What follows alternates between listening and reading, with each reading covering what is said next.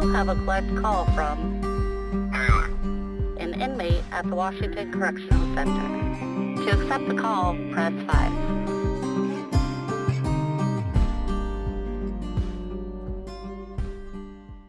There's nothing like waking up to the sound of clacking and buzzing as the doors crack in the morning after count clears.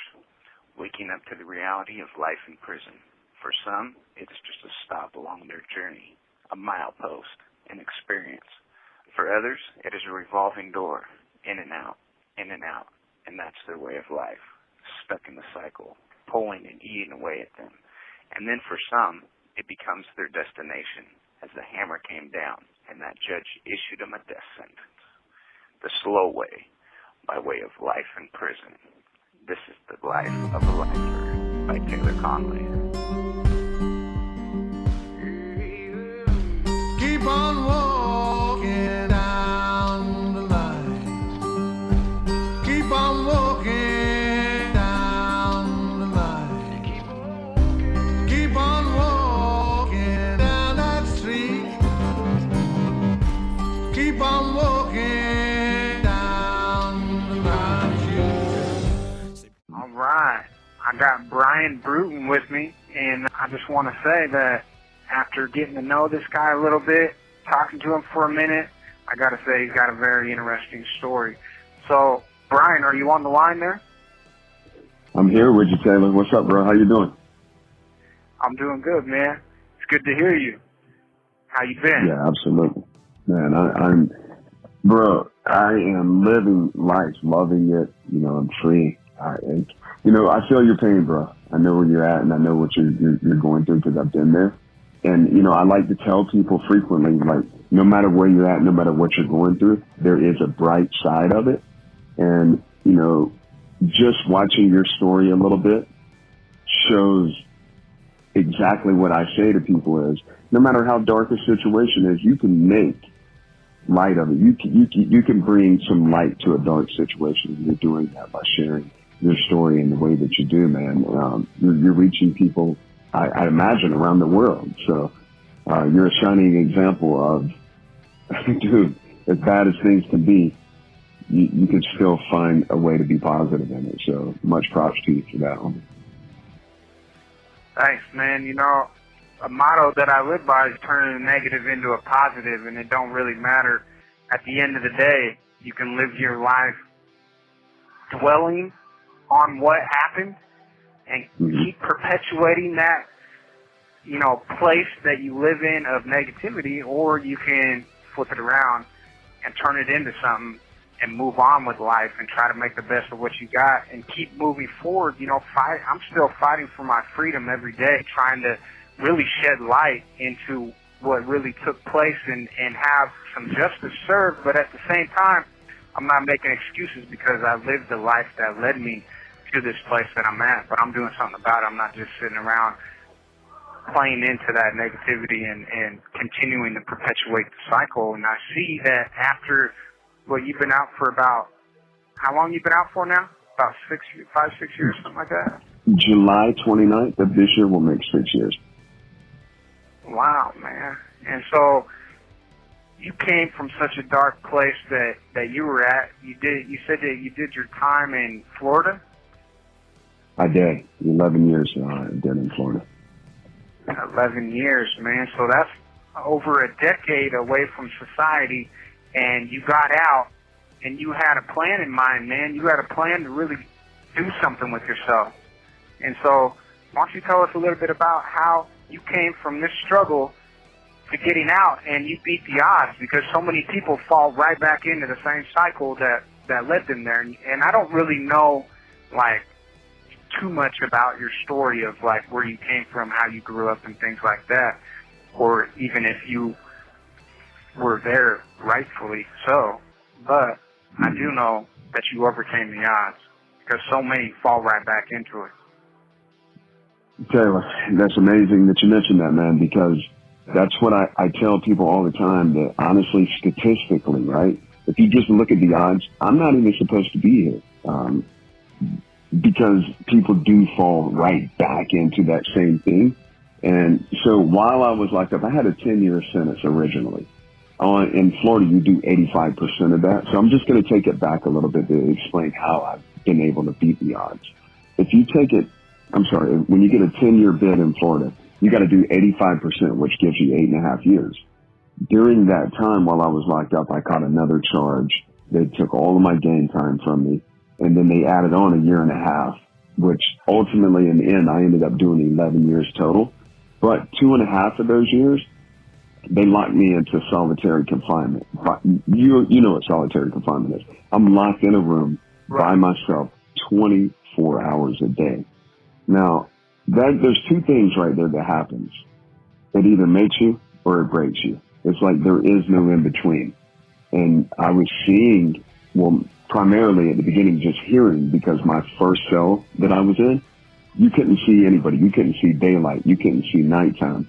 I was just in a room with artificial light. There was no access to see outside, but I could hear the guys around me that were just snapping. They were going nuts, that it was breaking their spirit. And I knew immediately, look, there's nobody else here. It's just me. It's all up to me. And I have a choice to make right now. I could turn this negative into a positive. I can overcome this. I can beat this. And I remember saying to myself, you know what? You guys got me. You put me in a cage physically, but you'll never lock me up mentally. And I refuse to be locked up mentally. And that was the biggest pivotal point in my life, that I knew, and from that point on, that I had to make some changes, that I had to work on my thinking, that I had to work on my belief system that I operate on. And as I started to read and study and reflect upon my past and just start to implement this new way of thinking, I began to feel my life change, and I began to understand that I'm where I'm at because of my decisions, but I can also go wherever I want to go in life also by my decisions. And I knew the day that I get out, it's not going to be easy. Nobody is ever going to be standing there and like with a silver platter saying, hey, here it is, man. Here you go. Here's everything that you ever want on a platter. And especially for somebody like you or I that have walked this walk and have worn these shoes, there's a lot of people that are going to turn away from you out here. There's a lot of people that are going to be like, I don't want to be around this person because they've been down this road. People don't take the time to get to know you a lot of times. They just know your past. So they're like, I don't want to be involved with this, right? So the odds are greater for us that we're not going to succeed in life. However, that doesn't mean that it's impossible. What it means is that when other people are resting, when other people are giving in, when other people are taking it easy, you got to keep working. You got to keep grinding. You got to keep believing. You got to keep pushing. And that's what I knew, and that's what I started to learn and understand. And as I began to implement that, it changed my life tremendously. And so I practiced that while I was in Florida, they call it CM, which is controlled management, which is where you're locked down. But the camp that I was at, the prison I was at, was single man cells for the entire institution. And once I was released from there after 2.5 years, I was just a completely different person. I was able to navigate the system in a different way that hardly any outside influences had the potential to even bother me at all. And as you know, prison is a negative environment, right? It's a predatory environment. It's a difficult environment. But once I started learning all this, it just made it to where I was breezing through the system. Not to say I was having fun, because I never had fun, not one day in prison. But I was able to navigate it in a different way. And so that transcended into my life on the streets. When I came home, I moved. As soon as I got out of prison, I got released in Florida. I spent 2 weeks visiting family. From there, my little brother bought me an airline ticket to not San Diego. I moved up toward the Bay Area in California, up near Stockton, and I actually lived there with him for a little while. But financially, it was difficult. He really didn't have much going on. We lived far away from everything. It was like way out on a farm in a little shack, like really a cottage type thing. It was difficult to find work. I remember one of the first places I tried to get a job was Amazon, which is an enormous company. You know, I just tried to get a warehouse job that I knew if they hire me, I'm going to be the best warehouse worker in there because of my work ethic. I'm just going to surpass 9 out of 10 people around me. Amazon turned me down. I just kept getting turned down and turned down and turned down for every job because of my record. And, you know, Taylor, my record is just ridiculously long.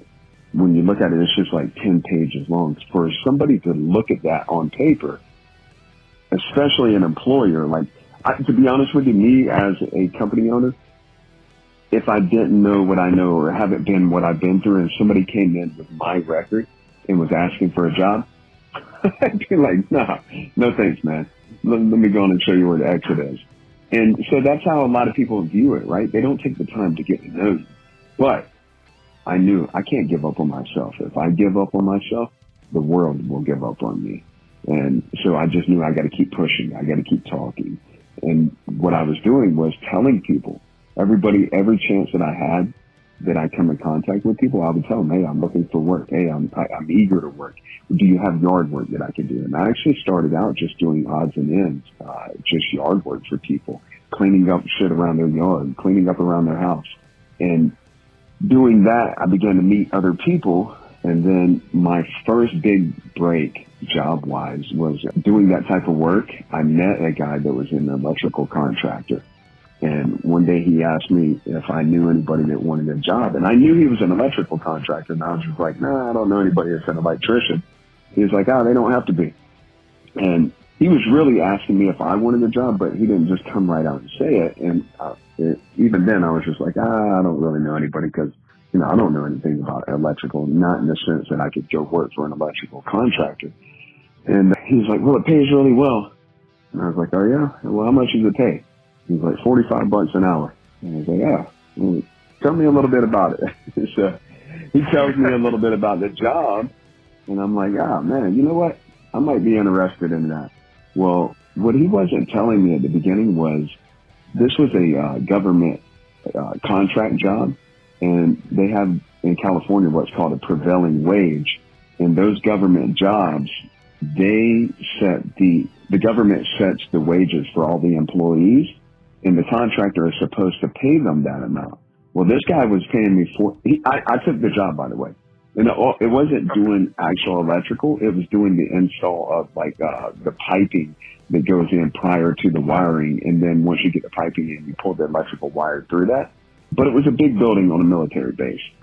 Totally blown away that these people even cleared me to go on a military base, but they did. I got the job, working hard on the job. Come to find out, the guy was keeping part of my money. I was supposed to be getting paid $75 per hour, and I didn't even know it. Wow. And then it was crazy, man. And as the job went on, I ended up finding out about it. In fact, all of us that were working for him found out. And what ultimately happened was after we worked there for a while, we all found out he had to pay everybody all that back pay every week that he was keeping. Like mine was $30 per hour on top of the 45. He ended up having to pay that all to all of us. So it was kind of like a nice little windfall at the end. But yeah, that was my first big break, man. Yeah. And it all came from believing in myself, not caring about people telling me no, and just staying hungry every single day. Prior to this job, as I was struggling, there was a time where I couldn't even afford to feed myself. And I'm just not the type of person that's going to go asking for a handout.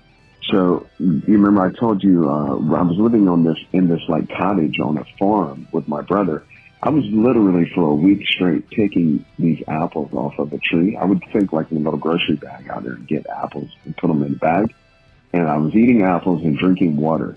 Bro, that's nice. It keeps you from going hungry. But when you eat nothing but apples for a week and just drink water, hey, it is brutal on your stomach, man. It is difficult. The apples were good, but it's just not good to feed yourself apples for an entire week. No. It is not. No, man. No, it isn't. So my point in that is that I've known the struggle inside. I've known the struggle outside. But ultimately, Taylor, my message to everybody is that regardless of the struggle, life is what you perceive it as. If you're in a struggle and you're saying to yourself, oh, this is all bad, it's all bad, that's exactly what it's going to be. But if you're in the struggle and you're telling yourself, you know what, it doesn't matter, I'm going to keep fighting, I'm bigger than this, I'm better than this, I'm going to overcome this, then that is what you create. That is what you can become. And it's all about the mindset that we as individuals, that we use in our daily life, man. That's how I've been able to overcome everything that I've overcome in life, is my mindset. That's crazy that you say that, man, because I wrote a book called The Convicted Entrepreneur, which kind of lays out exactly what I've done with all this stuff with design conviction, man, and the subtitle to that is Change the State of Mind. So I completely agree with what you said, man. It's all a mind state. When I decided I wanted to quit using drugs and get over that part of my life, I just decided that, man. I made up my mind that I wasn't going to keep doing the same shit that took me to prison to begin with. And fucking had me in this place that I was a slave, not only to the state, but to the own things that I was doing to my own body and my own mind, man. So I just decided, I said, look, I'm not going to do this shit no more. And boom, I didn't do it no more because that was the mind state that you had. And then you decide that you're going to do something with your life regardless of the odds or regardless of the situation, and you do it. You just make shit happen. You know what I mean? You manifest your destiny. You don't sit there and wait for it to happen for you. Like you went out there and you went and knocked on doors and asked them if they needed some yard work done, and pretty soon a door opened up that led you to the next opportunity that had you making $75 an hour, even though the guy was trying to get you for 30 of them. But yeah, no doubt. Taylor, that is precisely what it is, and I learned that. It's like I've always been an overly optimistic person. However, when I was locked in solitary confinement, my neighbor was on death row. He was literally waiting to be put to death. I've never seen the guy, seen him, because we were separated by a wall, but we could talk through the vent. And he told me one day, he was one of the most well-spoken, really well-read people. He was very knowledgeable. And he tells me, he's like, hey, bro, shoot your line. You know, the fishing line, right? So I shoot my line out from under the door. He shoots his line. He's like, pull your line back. I pull it back, and on there is attached a program called Siddha Yoga, and it's spelled Siddha. It's not like yoga where you're sitting in the room doing yoga poses. It's all about your mindset, and that course is what introduced me to changing my mindset. And it is exactly that. It's decisions, bro. No matter what you're doing in life, if you want better, you have to decide that, and then you got to hold yourself accountable to it once you make that decision, and you got to stick by it. You got to keep pushing. You got to keep moving, and don't sit around waiting. We cannot sit around just waiting on other people to make things happen. It's up to us as individuals to make something happen out of this life, man. Because as you well know, Taylor, we have this one life that we know of, and it's very short, man. It is not for us to sit here and waste in any type of way. I mean, you're doing just a little bit that I've seen about you. You're creating a positivity in this world bigger than a lot of people out here in the free world will ever create, man. And that speaks volumes, that you're able to do that. But the reason you're able to do that is because you made a decision to do this, and you're not giving up on it. And it's amazing, bro.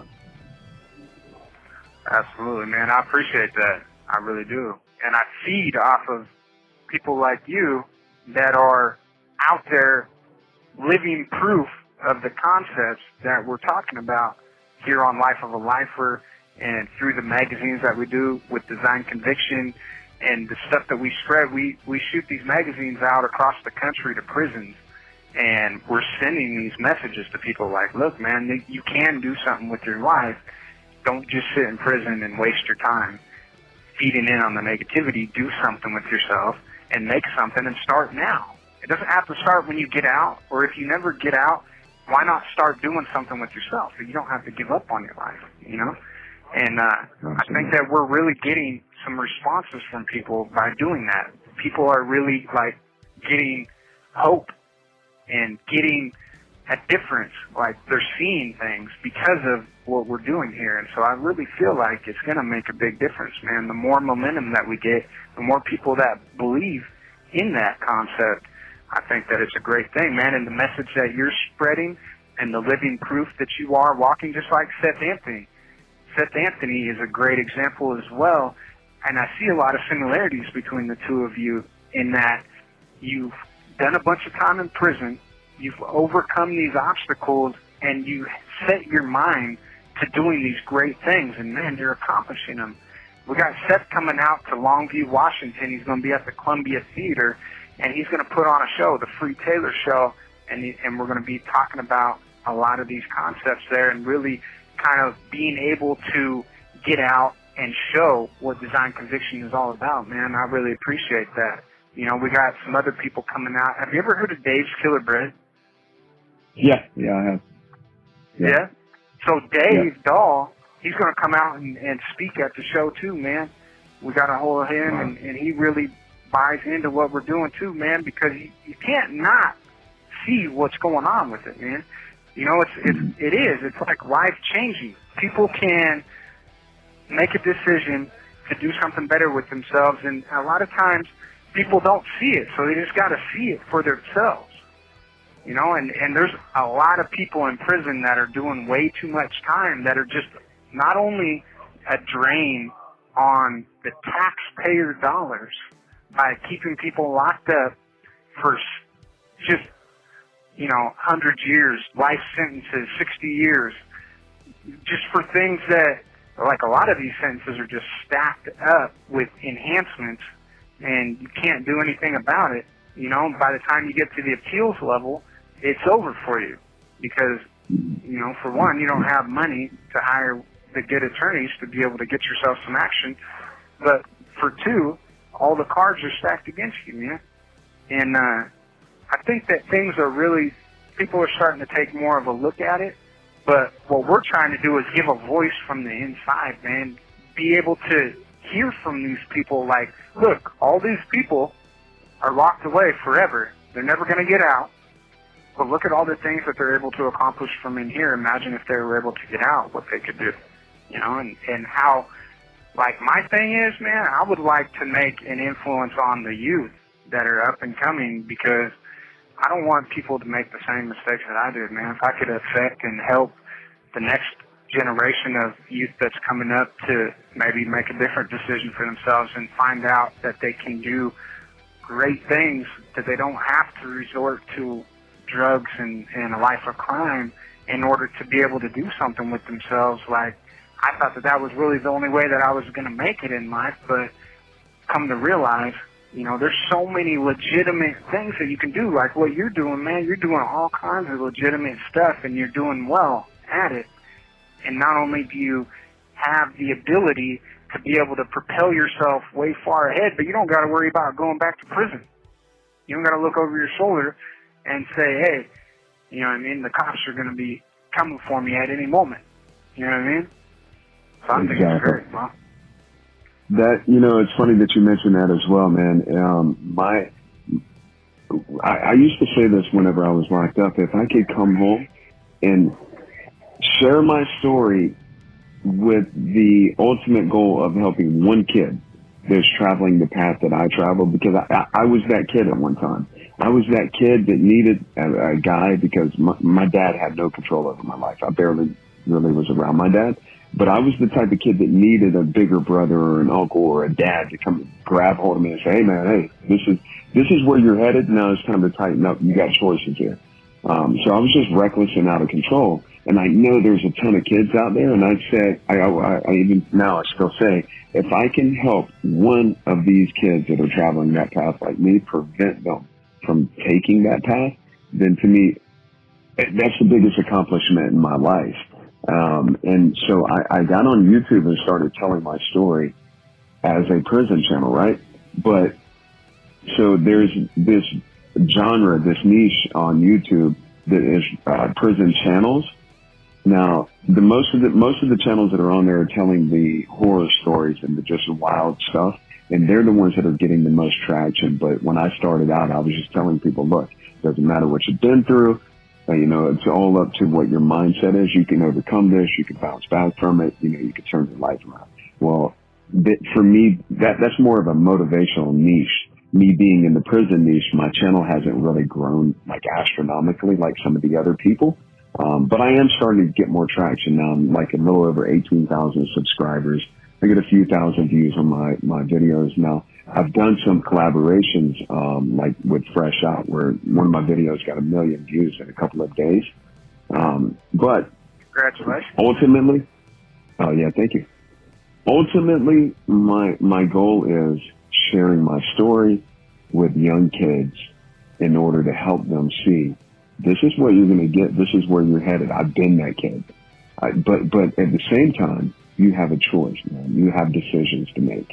And, you know, as young kids, young teenagers, young men, I know for myself, a lot of people that I was around, and you probably know as well, you're thinking about today. And you're thinking, okay, this could lead into trouble, but I'll deal with that when it comes. You know, I wasn't really worried about consequences back when I was younger. Whereas now I understand them and I've lived them. And so that is my ultimate goal, man. Helping young kids. And there's another thing too. There's a movie being written about my story that, the writer guy, and we're arranging to where at the end of the movie, it's going to turn into go from the movie to showing me speaking at like a high school or a troubled youth center where I'm talking to young kids, you know, as a form of inspiration and encouragement and guidance. That's going to be at the very end of the movie, which really, that's the most exciting part for me. The movie's cool, but that's going to be exciting that I'm actually able to. That's badass, man. Yeah, I'm excited about that, man. I see that our visions align quite a bit with that whole thing of the youth, because that's kind of how I want all this to really like formulate into, is reaching out to youth, man, that were like you and I, to where you described, you know, me pretty well as well when you said that really you couldn't tell you anything, like you didn't think about the consequences of what you did. And there's a lot of brain science behind that too, and they're kind of looking into that as we progress more in the brain science of developing youth, you know, and how they think that, you know, youth are not really able to formulate those type of things, especially if you've gone through different experiences in life that have stunted even your growth or your maturity levels, to be able to, you know, not give them the same consequences as an older adult who knows better, who's already knows what the consequences are going to be and has that opportunity, right? So that's kind of something that we are as well looking into, because it's like, if you're a youth, you need to be able to have a guidance. You need to be able to learn from people who've been right where you're at, because they understand that mindset, you know? Right. And anybody else, they're not going to listen to them, but you might hold some more weight. You might have more clout to be able to really open the eyes of the up-and-coming next generation of people that are going to prison. Because, like, I've done some studies on this stuff called the school-to-prison pipeline, and it's crazy that basically at a young age, based on stuff that they give them tests for in school, they're already determining who's going to go to prison and who's not going to go to prison. They got to dial down pretty good too, and they're already like putting that money aside to build more prisons to put these kids in that are going to, you know, grow up and go to prison. So it's really crazy about how that system works and what can be done. And I think that something that can be done is guys like you and I to be able to reach these people in some way that are able to get the point across that really opens them up, wakes them up. Because I know I went through all kinds of shit when I was a kid, man. I went to Tranquility Bay. They're actually like they reopened this hashtag called Breaking the Silence, I believe it's called. And there's a whole bunch of stories. They made documentaries on them. It was called a behavioral modification program, and it was in Jamaica, and it was messed up, man. They tortured us. They put us through all these crazy-ass things that we had to go through. I was there for over a year when I was 15 to 16, almost 17, man, and that like had a profound effect on me. So from that point until when I was 20 and I got locked up on this, I was out of control, you know, and nobody could tell me any different.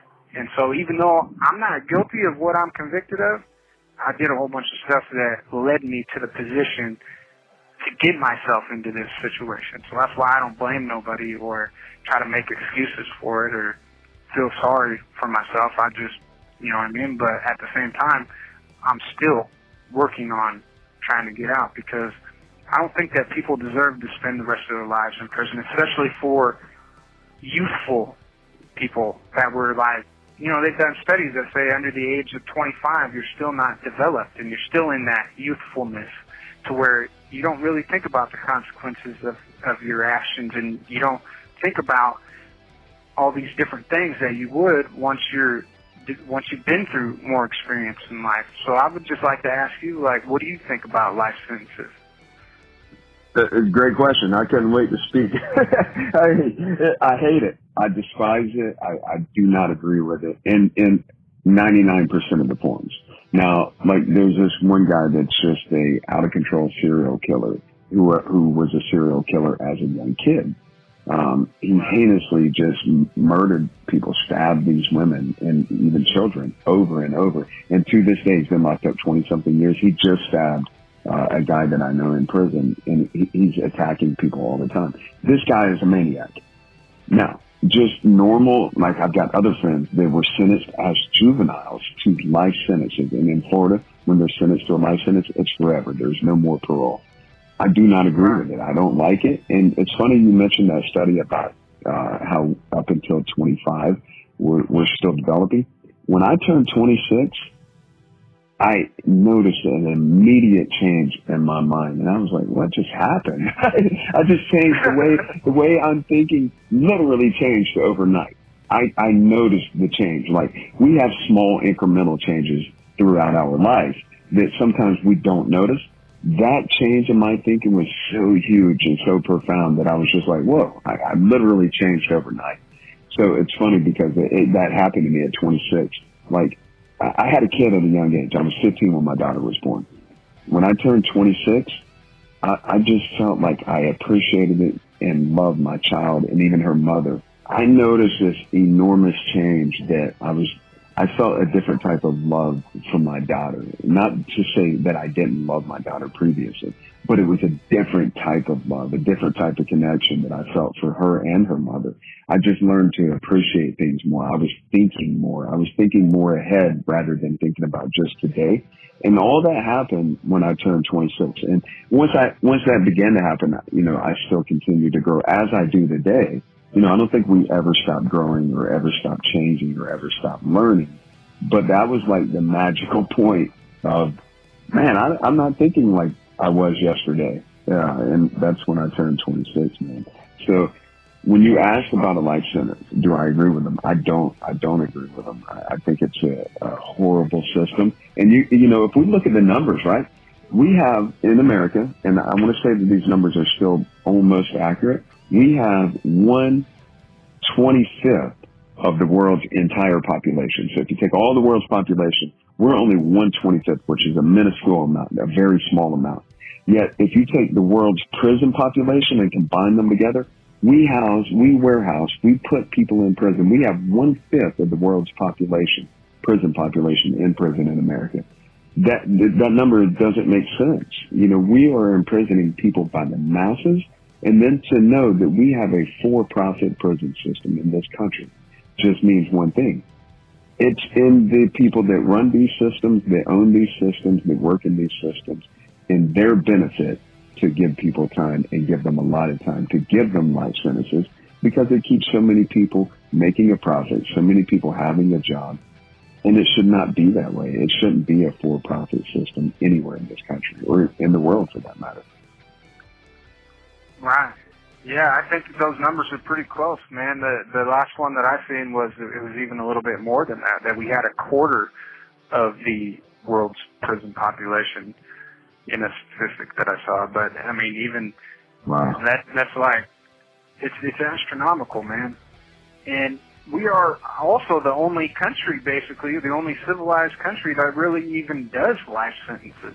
I think all the other ones, they maximum time that you're going to be in prison for is about 20 to 25 years. And they have real low recidivism rates as well, because they take programs and teach people things, give them education, and they learn, you know, and when they get out, they don't go back. So, just to see the contrast there, and like what you were talking about, the for-profit deal, it's crazy. You know, these phone calls are $2.50, $3 a call. Everything that you do costs money, you know, and they're just making money hand over fist off of this system, not to mention all the money that they get per person that's in here from the government. So I agree with you, man. It's really a screwy system, and I hope that changes are coming to that, because it definitely needs to be something done about it. Taylor, you mentioned the recidivism, right? And you know how other countries, your max out time is like 20, 25 years. Some of them have a 30-year max out. Nevertheless, that's not a life sentence. I know friends of mine right now that have done 30-plus years. One of my friends just went up for parole. He's under the old guideline system because they don't have parole anymore in Florida for the newer people. He just went up. He hasn't had a disciplinary report in over 20 years. He's completed numerous programs. He's got college degrees. He's a shining example of a guy that's staying out of trouble and doing the right thing. They told him, come back in 7 years. We'll see you later. And it's sad because, like in Florida, that old system that they have under parole, there's only so many people left on that, yet they have a parole commission that flies from institution to institution on a helicopter. They get good money. They're paying these people good money to be a parole commission. But if they were to release all these guys that are on that old parole, that means this commission's dead. They're pretty much almost out of a job. And there was something I was wanting to tell you about that was, recidivism also is, like you said, in the other countries, they are offering classes. They're teaching people stuff, right? So here, we're warehousing people. We're putting people into these buildings, into these complexes, compounds, prisons, and not teaching them anything. So in Florida, you can look up all throughout the state, a lot of different prisons online, and it's going to say that they have a vocational course, like an AC class, or some type of course where they're teaching people stuff. The problem with that is, prison is a closed system, right? So if you or I were on the streets, or anybody on the streets looked online and it says, yeah, they have a vocational course, that's all you're going to see. You're not going to walk to that prison, knock on the door and say, hey, can I come in and see your vocational? They're not letting anybody in. And because they have that closed system, they can put that up. And now they're getting funding for these courses. In Florida, I can say for sure. They get funding for it. And if you sign up for that vocational course, guess what's going to happen? You're going to sign up. They're going to put you on a call out. You're going to come. There's going to be nothing going on. You're sitting in a classroom talking to guys doing absolutely nothing. The person that's in that class that's supposed to be teaching it doesn't give a shit if you learn anything or not. And part of that is they know if you don't educate these guys, if you don't offer them any skills, because a lot of the guys that do come to prison don't have legitimate skills.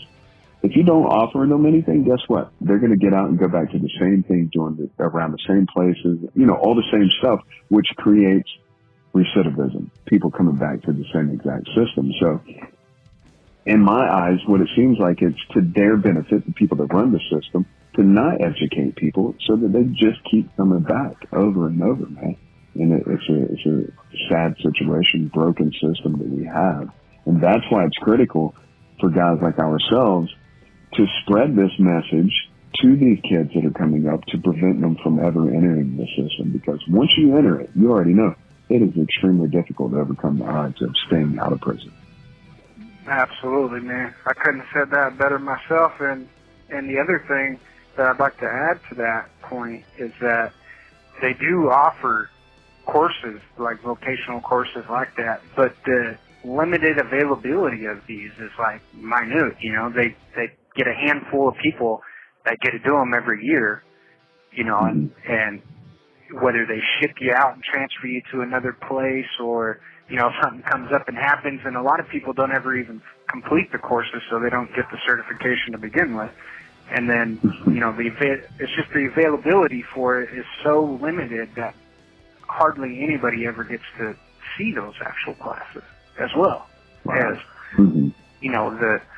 what they're teaching in there. That's a different story. So it's crazy, man. But Bryan, I really appreciate you coming by today, and it's been a pleasure to talk to you, man. I really look forward to talking more to you in the future. I hope that in the coming up that you'll be able to come back on and we can visit you again and talk to you and get some updates, maybe see how things are going, bro. Hey, bro, it's all my pleasure, man. It's a pleasure talking to you. It's a pleasure meeting you. I'm following your story. Anytime, anything you want to talk about, anything you want to chop it up about, any way I can help by sharing my story with you guys, I'm all for it. All game. You set it up, and I'll be here, man. I'm riding with you. I appreciate that, man. That means really a lot to me. It really does. And we'll definitely stay tuned, and we'll definitely keep up with you. Thank you for joining us. Hey, and if people wanted to find your YouTube page, man, how would they go about doing that? Real easy, man. You just put in Bryan, Bryan, Brunton, Bruton.